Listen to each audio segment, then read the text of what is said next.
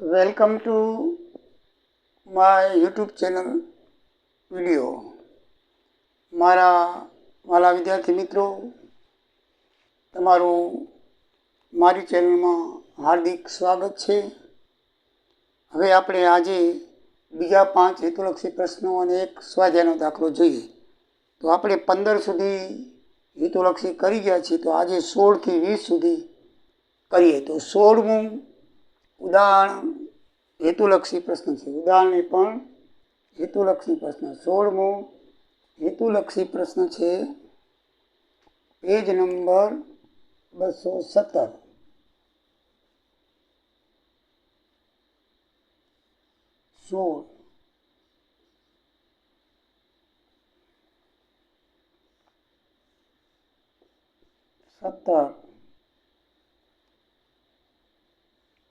અને આ છે 18.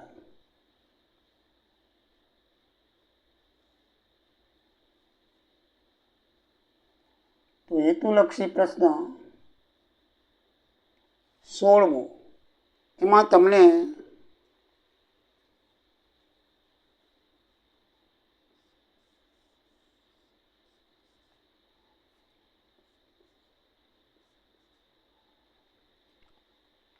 વટાવ આપી દીધેલો છે, પણ હુંડીની રકમ નથી આપી. તો 3 માસની હુંડી 19,965 વટાવથી વટાવી. ધ્યાન રાખજો, 19,965 હુંડીની રકમ નથી, વાંચો. વટાવથી વટાવી એટલે આ છે ને વટાવની રકમ છે. તો માલધણીના ચોપડે આમનો લખવાની છે. તો પહેલાં તો આપણે હુંડીની કિંમત શોધવી પડે. શું શોધવી પડે? કિંમત. તો મિત્રો, જ્યારે પણ હુંડીના દાખલામાં કિંમત કે ઇન્ટરેસ્ટ શોધવાનું ત્યારે આ આવે, I બરાબર PRN/100. I એટલે અહીંયા ઇન્ટરેસ્ટ છે, પણ આપણે અહીંયા વટાવ લેવાનો. વટાવ બરાબર છે. તો વટાવ બરાબર 19,965 બરાબર P શોધવાનું છે, હુંડીની રકમ. 11% વ્યાજ છે R એટલે, N 3 આપી છે, મુદત 3 માસની. 100 × 12 ઉઠલાવી નાખો. 100 × 12 ઉપર આવશે. P આ બાજુની બધા પદ આ બાજુ જશે. 19,965 100 × 12 છેદમાં 11 × 3. તો 11 ને 19,965 ઉડાડશો તો 1815 આવશે. અને 3 ચોકું 12, 100 ચોકું 400 ને 1815 ગુણાકાર કરશો એટલે 7,26,000 આવશે. તો હવે આપણે 7,26,000 માંથી જે વટાવ આપ્યો છે એ બાદ કરવો, એટલે એ બેંક ખાતે આટલા ઉધાર થાય. 7,26,000 માંથી વટાવ તો આપણને આપેલો છે, તો બેંક એ વટાવ આટલાની ઊંડી હતી તો આટલો વટાવ કાપીને બેંક ખાતે ઉધાર થશે. તો બેંક ખાતે ઉધાર 7,06,035. આર્તમાલ ખાતે વટાવ ઉધાર 19,965. તે લેણી ઉડી ખાતે જમા 7,26,000. મિત્રો બરાબર. વિકલ્પ પ્રશ્ન 17મો પર, પેજ નંબર 217. તો 17મો આપેલો છે કે વેચાણ આપેલા છે ને આપણે 2 આડત શોધવાની છે, આસામીને સામાન્ય. તો આપણે કરીએ, એક 40,000નું, એક 60,000નું, એક 20,000નું અને એક 35,000નું. એ પોતે લીધું છે એટલે વેચાણ જ કહેવાય. આડતે પોતે લઈ તો પણ વેચાણ જ કહેવાય, આપણે જોઈ ગયા છે. તો બધાનું ટોટલ 1,55,000 થાય. ટોટલ વેચાણ 1,55,000 જેના 5%. તો 155 5 77,50 થાય, 7,750 થાય. હવે ઉધારનું આસામી જોઈ લઈએ. તો ઉધાર ખાલી 60,000 લેવાશે, કારણ કે હું તો માલધણીની સૂચનાથી આપી છે ઉધાર, પણ એ નહીં લેવાય. એટલે એની 60,000ના 2% 1,200 રૂપિયા થાય. તો આસામી આડત વત્તા સામાન્ય આડત 8,950 રૂપિયા એ ટોટલ આડત એની આવે. હવે આગળ જોઈએ ઉદાહરણ નંબર આડતમાલ, આપણે હેતુલક્ષી પ્રશ્ન 18. એની અંદર તમને 400 રેડિયો મોકલાવેલ છે. 6,000 તથા આ માલધણીના 6,000ના ખર્ચા છે અને આડતિયાના 3,000.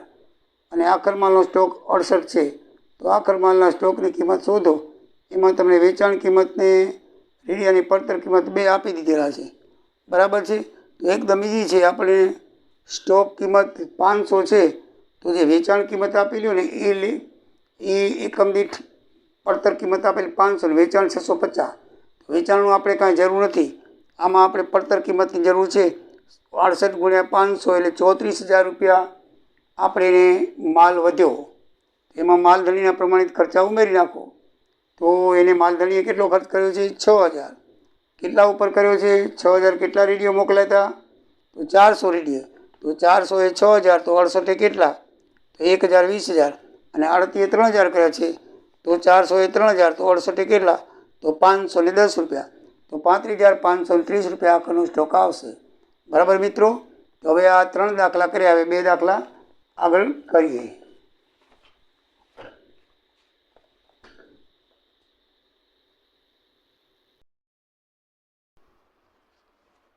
હવે આપણે હેતુલક્ષી પ્રશ્ન 19 જોઈએ. તો એની અંદર મોને 40,000 એક એવા 10 મશીન મોકલ્યા છે અને આપણે ખાલી આડતિયાના ચોપડે આમનો લખીને મોહનનું જ ખાતું બનાવવાનું છે. આડતિયાના ચોપડે મોહન માલધણીનું ખાતું બનાવવાનું છે. બરાબર છે? તો માલધણીનું ખાતું બનાવીએ તો માલધણીના ખાતામાં આડતિયાના ખાતામાં ઉધાર બાજુ વેચાણ આવે, તો માલધણીના ખાતામાં જમા બાજુ વેચાણ આવે. તો આ બાજુ ફક્ત વેચાણ થશે. તો 10 મોકલાવેલ મશીનમાંથી 2 મશીન બગડી ગયા છે, તો એમાં 8 મશીન એને મળ્યા. તો 8 મશીન મળ્યા એટલે 50,000 ગુણ્યા 8, 50,000 ભાઈ મોકલ્યા એટલે 4 લાખ રૂપિયા થાય. કેટલા થાય? વેચાણ 4 લાખ. અને રોકડ ખાતે આડતિયાના ખર્ચા ઓક્ટોબર 4,000 ની લારી ભાડું 1,000 આપેલું છે એટલે 5,000 થાય. તો એ 5,000 તો બેંક ખાતે એને ડ્રાફ્ટ મળશે આડતિયા તરફથી, તો એ શું લખશે? 3,95,000નો ડ્રાફ્ટ આવશે. એટલે 4 લાખ રૂપિયાનું વેચાણ થયું છે. 5,000 ખર્ચા આડતિયાના બાદ કરતાં 3,95,000 એને આડતિયા તરફથી ચેક મળ્યો હશે. એટલે આડતિયાના ચોપડે એ માલધણીનું ખાતું છે, એટલે આડતિયો પોતે માલધણીનું ખાતે ઉધાર લખશે. ચેક આપશે આડતિયો 3,95,000નો. બરાબર છે? એટલે અહીંયા 4 લાખ ટોટલ થશે. કેટલું થશે? 4 લાખ. સમજણ પડી? બાકીની કોઈ પણ વિગત માલધણીના ખાતામાં આવશે નહીં. બાકીની બધી વિગત છે ને આડતમાલ ખાતામાં આવે એમ છે. જે વીમાની કંપની છે નુકસાન પામી છે, અસામાન્ય નુકસાન છે, પછી વીમા કંપનીના જે પૈસા આવ્યા છે, પછી માલધણીના ખર્ચા છે, બધું આડતમાલ ખાતામાં આવે. આમાં કાંઈ પણ આવશે નહીં. આપણને ખાલી વેચાણની અને આડતિયાના ખર્ચાની બેનો માલધણીના ખાતામાં થશે, બીજી કોઈ લોડ નહીં થાય. અને આટલો ચેક એ આડતિયા તરફથી મળે એટલે રોકડ ખાતે ઉધાર એના ખર્ચા 5,000 તે મોહન ખાતે જમા, માલિક ખાતે જમા કરશે અને રોકડ ખાતે ઉધાર કરશે. કારણ કે પોતે કર્યા છે એટલે આડતિયાના ચોપડામાં છે. આ આમનો આડતિયાના ચોપડામાં છે. પોતે કર્યા એટલે રોકડ ખાતે એના ઉધાર કરશે અને આ મોહન ખાતે શું કરે? જમા. રોકડ ખર્ચા કર્યા તેના. અને મોહનને એ શું મોકલશે? ચેક મોકલે. લેનાર ખાતે ઉધાર, તે બેંક ખાતે જમા. મોહન ખાતે ઉધાર થશે અને મોહન અને બેંક ખાતે શું કરશે? જમા કરશે. અહીંયા બેંક ખાતે બોલાવશે. તો 3,95,000 થશે. બરાબર છે? તો બાબત છે બાકી રકમ માલધણીને બેંક દ્વારા ચૂકવી તેના અને રોકડ ખર્ચા કર્યા તેના. તો આ રીતે 19 નંબરનું વૈકલ્પિક પ્રશ્ન છે. 20માની અંદર તમને બધું આપી દીધેલું છે, પણ એની અંદર ઊંડીની રકમ નથી આપી. તો આપણે અગાઉ પણ એક દાખલો જગ્યા ઊંડીની રકમનો. ઊંડીની રકમ શોધવી હોય તો સૌથી પહેલાં PRN છેદમાં 100 સૂત્રનો ઉપયોગ કરવાનો. આ ઊંડીની રકમ કે વટાવ કે કાંઈ પણ શોધવું હોય મુદત, એ આ સૂત્રથી જ મળે. તો એની અંદર P એટલે આપણને જો I એટલે વટાવ, અહીંયા આઈનો ઇન્ટરેસ્ટને બદલે વટાવ લખવાનું. વટાવ આપણે 24,300 દાખલામાં દઈ દીધો છે. P શોધવાની છે. હવે વ્યાજનો દર ધ્યાન, વ્યાજનો દર બરાબર વાંચવાનો. મેં તમને કીધું હતું અગાઉ કે રકમ બરાબર વાંચવાની. માસિક દર લખ્યો છે, વાર્ષિક નથી લખ્યો. માસિક દર લખ્યો છે એટલે આપણે અહીંયા સૂત્રમાં તો 12 મહિનાનો પૂરો પડે, કારણ કે 100 ગુણ્યા 12, તો 12 મહિનાનો મૂકવો પડે. અને 3 મહિનાનો મૂકો ને તો અહીંયા ત્રગડો ના આવડે. તમારા એક્ઝામ્પલમાં ગણતરી અહીંયા ત્રગડો નથી કર્યો, સીધા આને ગુણી નાખ્યા છે. એમ કરવું હોય તો થાય, પણ આપણે બદલાવવું નથી. આપણે આ સૂત્ર એટલે સૂત્ર મુજબ જ કરવું છે. તો વ્યાજનો દર માસિક છે, તો સૂત્રમાં 12 માસનો કરવો હોય તો 12 ગુણી નાખો. 12 ના 108 થાય. 2 આંકડા પછી પોઈન્ટ મૂકો એટલે 10.80, પાછળનો પોઈન્ટ ન લખો તો 10.8 આવે. પાછળના મીંડા કરવાની જરૂર નથી, 80 લખો તો વાંધો નથી. તો 10.8 થાય. બરાબર છે? તો 24,300 P શોધવાનું છે. R બરાબર 10.8, N બરાબર 3 માસ, 100 ગુણ્યા 12 સૂત્રના. હવે Pને સૂત્ર કરતાં બનાવી તો આ બધી આ બાજુ આવે તો ઉલટી જાય. બરાબર? તો 24,300 બાજુ આવશે એટલે આ 102 ની 12 નીચે છે એ ઉપર આવશે, આ 2 ઉપર છે એ નીચે જશે. સાદુરૂપ દઈ દો, સીધું ઉડાડી નાખો, 9 લાખ રૂપિયા આવશે. હવે 9 લાખમાંથી આપણે 24,300 એને આપેલું છે દાખલામાં, બાદ કરો એટલે એટલા બેંક ખાતે આવશે. આ 9 લાખમાંથી 24,300 બાદ કરીએ તો બેંક ખાતે ઉધાર 8,75,700, વટાવ ખાતે ઉધાર 4,300, તે લેણી ઊંડી ખાતે જમા 9 લાખ થશે. બરાબર છે. માલધણી માટે લેવી ઊંડી કહે, જો અહીંયા આડતિયાનું લખ્યું તો અહીંયા દેવી ઊંડી લખત, એ ખાસ ધ્યાન રાખજો. માલધણીનું છે એટલે લેણી ઊંડી ખાતે જમા 9 લાખ થાય. બાબત છે 9 લાખની 3 માસની મુદતની ઊંડી વટાવી તે. તો આ રીતે 19 ને 20 દાખલા બંને થયા. મિત્રો, હવે આપણે અર્થમાનો દાખલો સ્વાધ્યાયનો 1 જોઈએ. વિદ્યાર્થી મિત્રો, હવે આપણે ઉદાહરણ નંબર 14 પેજ નંબર 196નો દાખલો જોઈએ. તો બહુ અગત્યનો દાખલો છે ને યુનિવર્સિટીમાં 3 થી 4 વખત પૂછાઈ ગયેલો છે. અને આવો ને આવો દાખલો સ્વાધ્યાયનો 49મો જે છે, આ દાખલો સમજીને તમે સ્વાધ્યાયનો 49મો દાખલો કરજો તો તમને આવડી જશે. બરાબર છે. 49મા દાખલામાં ને આમાં એક નફાની ગણતરીમાં ફરક છે. આમાં નફાની ગણતરીમાં એક ધારીને કરવું પડશે, જ્યારે 49મો દાખલો ગણશો ને એમાં નફાની ગણતરીમાં એક ધારવું નહીં પડે. ડાયરેક્ટ 1/6 ભાગ છે જે કાચો નફો આવે એને 1/6 ગુણી અને એને નફામાં ભાગ કરી નાખવાનો. મિત્રો, ટ્રાય કરજો. નહીં આવડે તો હું નેક્સ્ટ વિડીયોમાં એ 49મો દાખલો લઈશ. તમે આ દાખલા ઉપરથી 49મો દાખલો ગણજો. તો હવે મિત્રો, આપણે ઉદાહરણ નંબર 14 જોઈએ. તો પહેલાં 3 ખાતા બનાવવાના છે. માલધણીના ચોપડામાં માલ ખાતું અને આડતિયાનું ખાતું અને વેચવા મોકલેલ માલ ખાતું. તો 3 ખાતા બનાવેલા છે. અંદર આપણે સમજીએ તો પહેલાં ભરતીયા કિંમત શોધવાની. જે આપણે શોધવાનું એ જ ધારવાનું. ધારો કે ભરતીયા કિંમત 100 હોય તો મૂળ કિંમત 100 થાય. એમાંથી 25% મૂળ કિંમત બરાબર શું થાય? 100માંથી 25% બાદ કરો કે 75% મૂળ કિંમત થાય. હવે ત્રિરાશી માંડવાની કે 75 પર મૂળ કિંમત 100 તો 600 મૂળ કિંમત દાખલામાં દીધેલી છે. એના ઉપર કેટલી? તો 800 રૂપિયા ભરત કિંમત આવે. કેટલી આવે ભરતીયા કિંમત? 800. 1001માં છે એટલે 800 એટલે 8 લાખ રૂપિયા આડત પર મોકલાવેલ માલ થાય. બરાબર છે. આપણને મૂળ કિંમત પણ આપી દીધેલી છે દાખલાની અંદર 200 રૂપિયા. બરાબર છે. તો 600 રૂપિયા તો 600 રૂપિયા આપી દીધેલી છે. તો 1000 એકમના એવો તફાવત કાઢી લે તો 1000 એકમની 600 લેખે 6 લાખ થાય અને 800 લેખે 8 લાખ થાય ભરતીયા કિંમત. તો બેનો તફાવત કેટલો આવ્યો? 2 લાખ. તો 2 લાખ તફાવત આવ્યો છે. તો 2 લાખ તફાવત, તો એનું સ્ટોક અનામત કેટલી આવે? 52,000. કઈ રીતે આવી 52,000? મિત્રો, જગ્યા નથી એટલે ઉપર લખેલી. જો સ્ટોક અનામતનું સૂત્ર શું છે કે તફાવત ગુણ્યા આખરનો સ્ટોક ભાગ્યા મોકલાવેલ માલની ભરતીયા કિંમત. તો 2 લાખ તફાવત છે અને સ્ટોક તમને ગણતા શીખવાડીશ. અત્યારે તમે 2,08,000 સ્ટોક છે ખર્ચા વગરનો અને ભાગ્યા ભરતીયા કિંમત એટલે 52,000 રૂપિયા એનો સ્ટોક અનામત આવી. એટલે આ એક મુદ્દો પૂરો થયો, સ્ટોક અનામત કઈ રીતે આવી. બાકી સ્ટોક તમને આની અંદર સમજાવું છું. બરાબર છે. પછી માલધણીના ખર્ચા જે આપ્યા છે દાખલામાં 2,000, 3,000 અને બીમો 25,000. બરાબર છે. એ દાખલાની અંદર આપેલા છે માલધણીના ખર્ચા. તો એ માલધણીના ખર્ચા આપણે લખવાના છે. પછી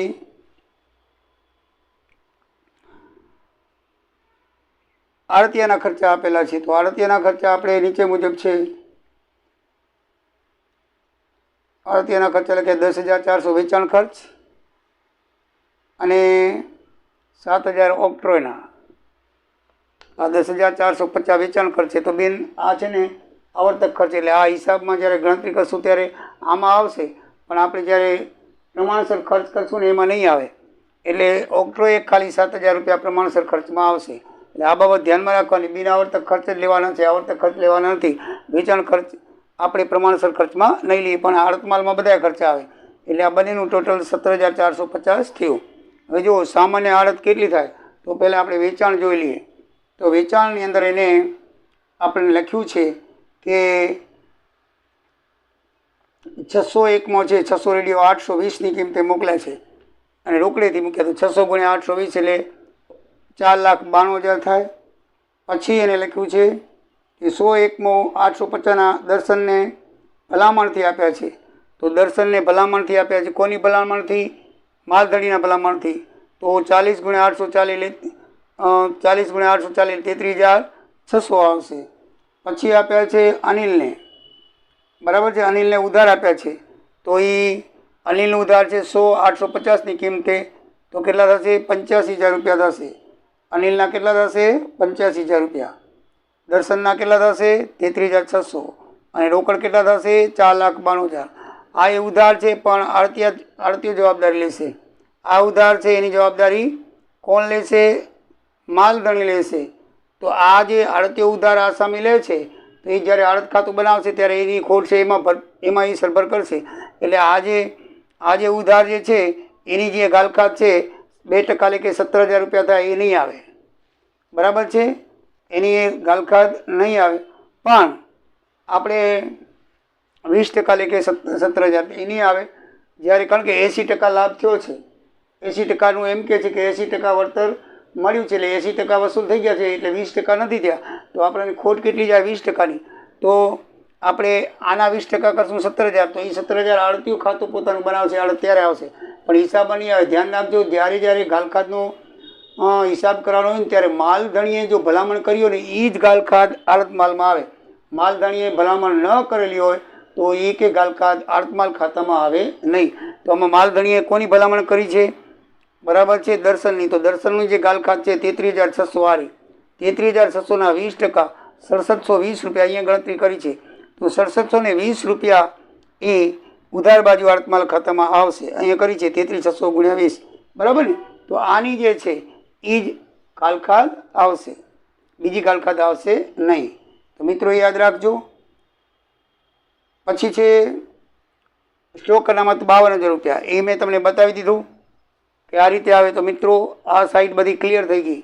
બરાબર? મોકલાવેલા આડત માલ, રોકડ ખાતે માલધણીના ખર્ચા, પછી આડતિયાના ખર્ચા, સામાન્ય આડત ને આસામી આડત. આસામી આડત છે ઉધાર વેચાણ ઉપર છે. 85,000ના 20% એટલે 1,700 થાય.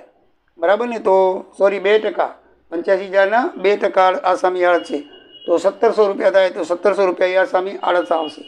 હવે આ જે ઉધાર વેચાણ છે, આ બધું ટોટલ વેચાણ છે, એનો સરવાળો મારશું તો આપણે માલધણીના ચોપડામાં આડતિયાના ખાતામાં લઈ જઈએ તો 6,10,600 રૂપિયા થશે. આ ત્રણેયનું ટોટલ આ જમા છે, તો આડતિયાના ખાતામાં ઉધાર બાજુ લખી નાખવાનું. બરાબર છે? અને આ બાજુથી જમા બાજુ કયા કયા ખર્ચા આવે તો એ જોઈ લઈએ આપણે. હવે એને એક ડ્રાફ્ટ મોકલેલું છે, ઉપર લખેલું છે કે બેંકનો એક ડ્રાફ્ટ 2,44,000નો મોકલ્યો. તો હંમેશા તે જ દિવસે મોકલે ને એ જ દિવસે શબ્દ વાપરેલો સમજી લેવાનું એડવાન્સ હોય. એ જ દિવસે લખેલો. દરેક વખતે એડવાન્સ હોય. માલ લીધો ને તરત જ આપે તો એડવાન્સ કહેવાય.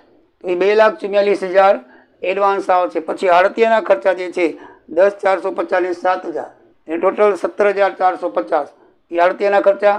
અને બંનેની આડત, સામાન્ય આડત 30,530 અને આસામી આડત 1,700 એ પણ જમા બાજુ લખાશે. અને ગાલખાત એ માલધણી પાસે વસૂલ કરશે. એટલે ગાલખાત એની જે છે 6,720 રૂપિયા, તો એ પણ આડતીઓ એમાં લખશે 6,720 રૂપિયા. બરાબર છે? પછી એને નફામાં 1/7 ભાગ મળ્યો છે, તો 1/7 ભાગ છે એ 8,730 રૂપિયા 1/8 ભાગ એને મળ્યો છે. કેવી રીતે ભાગ મળ્યો એ સમજાવું છું. એટલે આ બાજુની એન્ટ્રીઓ બધી છે એ આપણે આડતિયાનું ખાતું તો આમાંથી જ બનાવવાનું હોય. ઉધાર બાજુ જે આઈટમ એની બાજુ આવતી એની પોતાની હોય આડતિયાને લગતી, એ બધી જમા બાજુ લખવાની. અને જમા બાજુની આઈટમ હોય આડતિયાને લગતી ઉધાર બાજુ લખવાની. કારણ કે આમાં એક આડતિયાને વેચાણ જ આવે, બાકી તો આ સ્ટોક આખર સ્ટોક કે એ કાંઈ આવતું નથી. એટલે આ એક વેચાણ જ આવે, તફાવત ના આવે. લગભગ 90% વેચાણ આ બાજુ હોય, બીજું કાંઈ હોતું નથી. એટલે સામાન્ય રીતે તમને બધાને ખબર પડી ગઈ હશે. એટલે આ બાજુ ફક્ત વેચાણ લખવાનું હોય. એટલે તમારું આડતમાલ ખાતું બની ગયું હોય. અને આડતમાલ ખાતું સહેલું છે, મોકલાવેલ માલ ને બંનેના ખર્ચા, પછી ગાલખાત હોય ને કમિશન હોય, બસ બીજું કાંઈ. અને સ્ટોક અનામત હોય.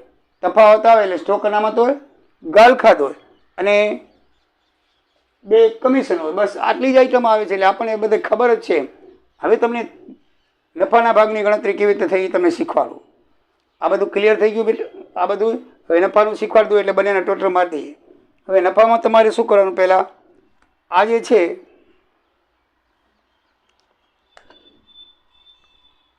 આ તમે નહીં લો. બરાબર છે?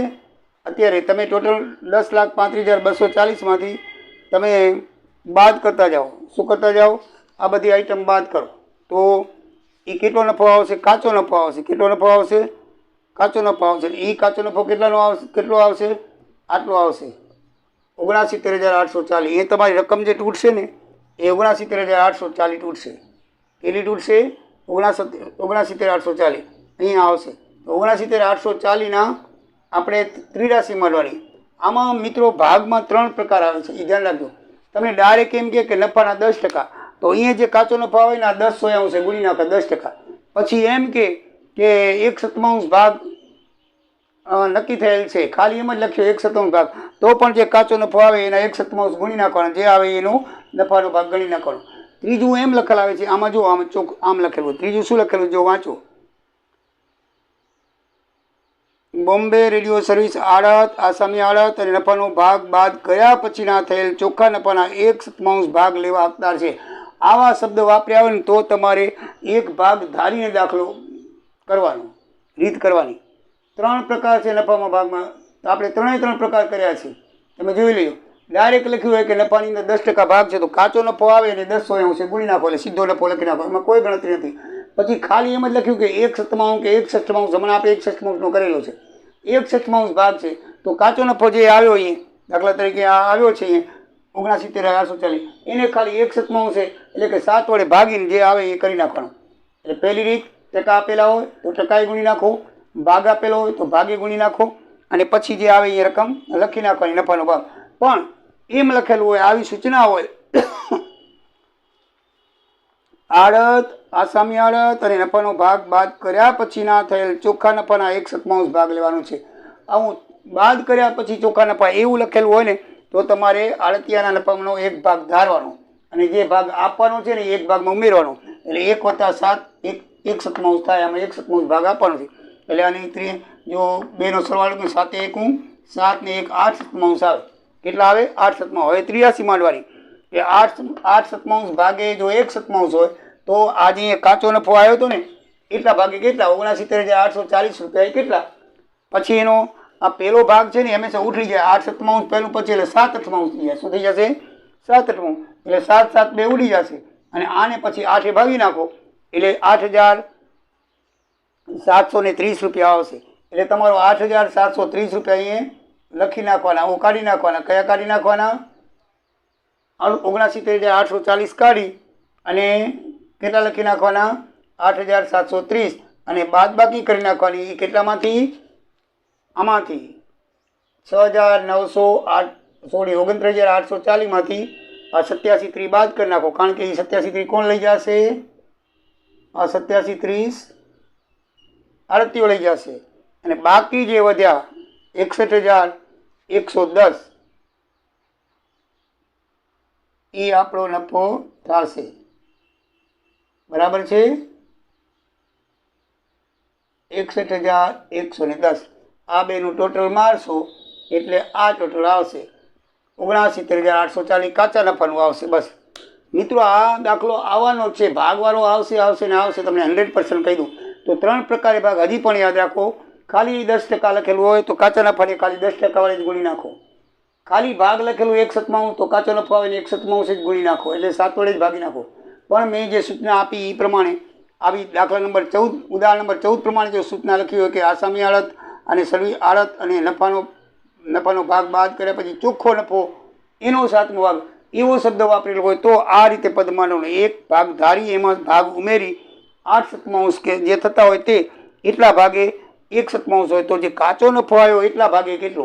પહેલાં કાચો નફો કેવી રીતે શોધાય કીધું ને, આ ટોટલ મારી અને આટલી આઈટમ બાદ કરો એટલે કાચો નફો આવી જાય. બરાબર છે? તો મિત્રો આ બરાબર ધ્યાન રાખજો. આ ઉદાહરણની અંદર બહુ ઇમ્પોર્ટન્ટ ઉદાહરણ છે ને, 3-4 વખત તમે જોઈ લો. કેટલી વખત યુનિવર્સિટીમાં પૂછાયેલું છે ને આવો નવો દાખલો 49મો છે સ્વાધ્યાયનો વ્યવહારિક દાખલાનો. તો 49મો દાખલો તમે જરૂરથી કરજો. નેક્સ્ટ વિડીયોમાં હું તમને 49મો દાખલો કરાવીશ. આ જ રીત છે પણ એમાં નફાનો ભાગ આ રીતે નથી, એટલે બસ એટલે એ સહેલો પડશે. તમારે આ રીતે કરવાનો નથી. નફાનો ભાગ આ રીતે, નફાની ભાગની અંદર એવું ચોખ્ખું નથી, ખાલી 1/6 ભાગ છે એટલે 1/6 ગુણી નાખજો. શું કરવાનું છે? તમારે ગુણી નાખવાનું છે. બરાબર? તો એમાં આ રીતે ભાગની ગણતરી નહીં થાય, સમજી લેજો. એટલે આ એકદમ ઇઝી છે. તો આ રીતે મિત્રો ઉદાહરણ નંબર 14 અને 5 વૈકલ્પિક પ્રશ્નો સાથે આ વિડીયો પૂરો થાય છે. સબસ્ક્રાઈબ કરજો અને થોડા તમે કરો છો, સબસ્ક્રાઈબ વધતા આવે છે. તમને ધન્યવાદ. હજી પણ તમારા મિત્રોને ફોરવર્ડ કરી અને સબસ્ક્રાઈબ કરજો મિત્રો. રકમની કોઈ તકલીફ હોય,